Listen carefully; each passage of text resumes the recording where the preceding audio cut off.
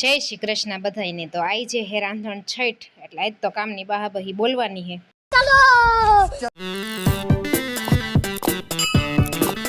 એટલે મમ્મી જો અત્યારમાં હે ને બાજરાનું દેણું લઈને બેસી ગયા હે ને મારે એટલા કપડાં ધોવાના હે અને અમુક લોકો જો હજી તો હુતા પડ્યા હે અને કાલે તો અમે આટલું હજી તો બનાવી લીધું હે। કેટલું છે જો 1 2 3 4 5 અને 6 ડબરા જેટલું તો અમે બનાવી તોય બનાવવાનું હજી ખૂટતું જ નથી। ખાવું હોય એક દી પણ રાંધવાનું કેટલા દી અગાઉથી ચાલુ કરી દેતા હોય। પછી મમ્મીએ ફર્યું વારી નાખ્યું અને હું બેસી ગઈ સંચે। એટલે જે કામ બાકી હતું એ કરી નાખ્યું એટલે એ ભેગું કપડાં ભેગું ધોવાઈ જાય, કેમ કે કાલ સાતમ છે એટલે સાતમને દી તો ધોવાય નહીં। પછી સચિન ઉઠ્યા એટલે મમ્મી એને નાસ્તો દે છે અને આ ભાઈ જો હજી તો મોઢું ધોવે હે અને પછી હું પણ નાસ્તો બાકી હતો એટલે બેહી ગઈ। પછી આપણે ઉપાડી અત્યારમાં મીઠાઈ અને મીઠાઈ જોઈને તો પછી અમારા પ્રતિકભાઈને મન થઈ ગયું એટલે એ આવી ગયા ટેસ્ટ કરવા।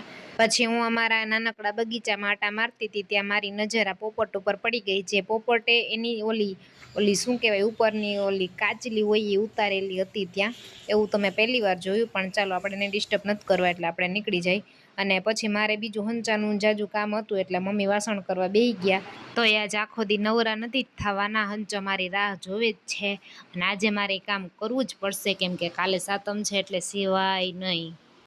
અહીંયા જો હે ને મમ્મી એકદમ ઘહીને ધોયું હે હમણાં, કેમ કે હું એને લહરી પડી હતી એટલે જો કપડાં બદલાવી નાખ્યા અને મમ્મીને તો દાંત આવે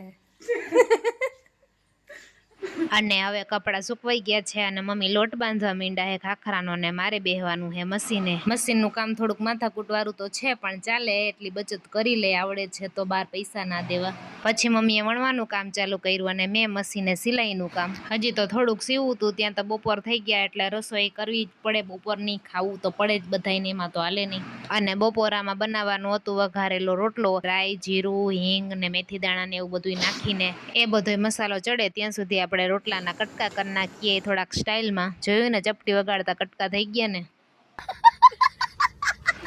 પછી છાશ થોડીક મોરી હતી એટલે એક લીંબુ નીચવી નાખ્યું અને પછી રોટલો નાખી દીધો અને આપણો રોટલો વઘારેલો કમ્પ્લીટ છે। અને મમ્મી હવે ખાખરા વણી વણીને થાકી ગયા હતા એટલે હવે થોડીક વાર મમ્મી આરામ ઉપર હે અને રાહુલભાઈ જો એનું કામ કરે છે। અને પછી મેં મૂરાની ભાજી વઘારી નાખી અને ભાજી જો કેવી કલરફુલ દેખાય છે।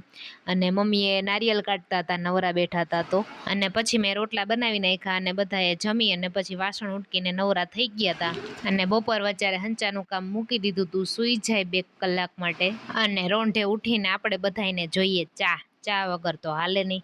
પછી ચા પાણી પી અને પાછા વળગી ગયા બધાય સૌના કામે। મમ્મીએ જો બધા ખાખરા વણી લીધા હતા અને મશીનનું પોણા ભાગનું કામ તો થઈ ગયું હતું અને એના ગાજ બટાન તો ગામમાં કરાવવાના હતા એટલે પછી આપણે બ્લાઉઝ લઈને નીકળી ગયા ગામમાં।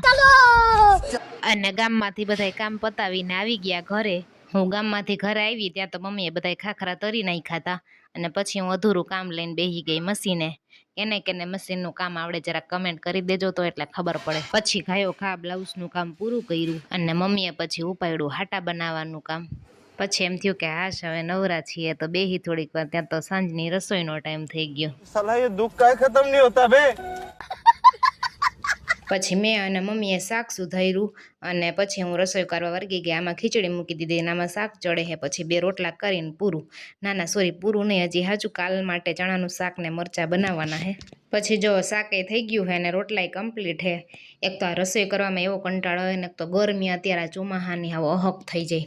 પછી મમ્મી નવરા થઈ ગયા એટલે બ્લાઉઝમાં બટન ટાંકવા બેસી ગયા અને મેં ટીવીમાં એકાદું ગુજરાતી મૂવી ચડાવી દીધું હતું, તે જોતાં જોતાં એનું કામ કરતા હતા। અને જો રાહુલભાઈ એનું કામ કરીને આવી ગયા છે એટલે હવે થોડીક વારમાં બધા જમવા બેસી જાય। તો જો જમવામાં છે રીંગણા બટેટાનું શાક અને ચણાનું શાક અને બીજું તો ઘણું બધું છે, એનું નામ લેવા બેસીશ ને તો હવાર પડી જાય।